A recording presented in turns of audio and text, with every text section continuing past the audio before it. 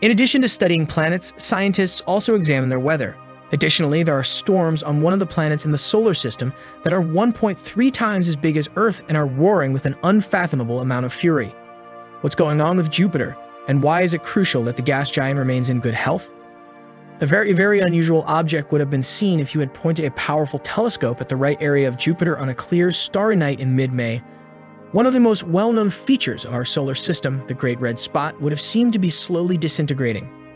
You would have observed the whirling storm system releasing ribbons of rose-colored gas that floated in the wind like petals. It would have looked lovely.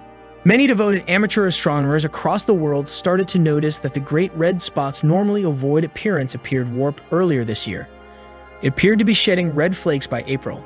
May saw the flaking become so severe that the area appeared to be crumbling.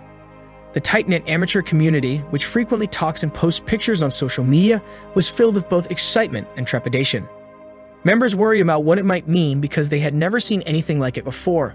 Anthony Wesley, a longtime amateur and software engineer, was astounded when his telescope acquired an image of a light streamer winding away from the place on a warm Australian night in early May. That is not something you see every day, he reasoned. Since the development of the telescope in the 1600s, people have been observing the Great Red Spot, which was 3 times broader than the Earth at its widest point. Nevertheless, it has been continuously but gradually contracting since the late 19th century. Amateur astronomers discovered that it was getting smaller faster in 2012. They also worry that it might be going extinct in May after noticing flaking. Are we witnessing the end of the beginning? One scientist asked out loud in a Facebook forum for fans of Jupiter, "The GR's death dance?" Another person told me, "I was afraid because if the Great Red Spot disappeared, it would be like going to New York and taking down the Statue of Liberty." According to a NASA news release that accompanied brand new images of Jupiter captured by the Hubble Space Telescope, the storm has reduced while still becoming taller, darker, and more red. This year, the storm's color palette is more powerful than ever. The storm has remained in the same location despite all of these changes because twin jet streams that orbit the Earth in opposite directions have locked the storm in place. The jets constantly bombard the area with clouds and vortices while traveling at speeds close to 400 miles per hour. Some of the clouds and vortices merge into the body of the object while others pass through unscathed. The jet streams serve as the band and the spot as the face of what appears to be a wristwatch wrapped around the planet.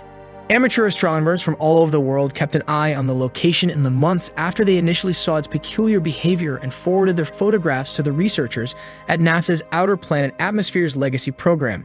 The storm appeared to have contracted suddenly, though more recent amateur data suggests it has since returned to its former size. But when the researchers examined the behavior of the object using amateur photographs with sharper Hubble images, they came to a quite different conclusion. In any case, it wasn't dying any more quickly than it had been in the past. It appeared to the amateurs as though the storm's threads were splitting apart.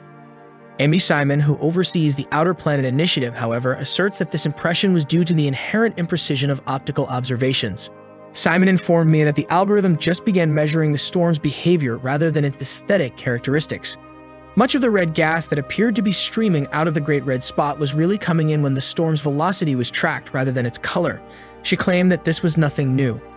Simon said, "It's always doing this. The Great Red Spot is constantly drawing things in and pieces are shooting off. That is not all rare."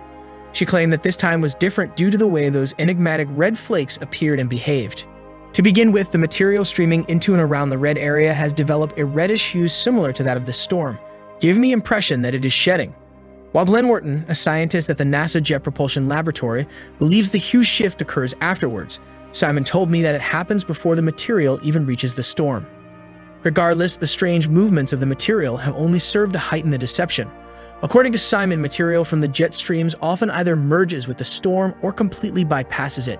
It has, however, become erratic in recent months, occasionally making fleeting carousel-like passes around the storm's edge before departing its orbit. Wharton claims that the outer circuit has transformed from a 2-lane country road to a 6-lane freeway. More commuters than residents, the ribbons of gas torn from the storm may not have even been a part of it. With this, we conclude our video. We appreciate you helping us keep it going by watching. The best way to support our channel is to watch another episode. Thank you for tuning in. To ensure that you never miss an episode, please subscribe to the channel.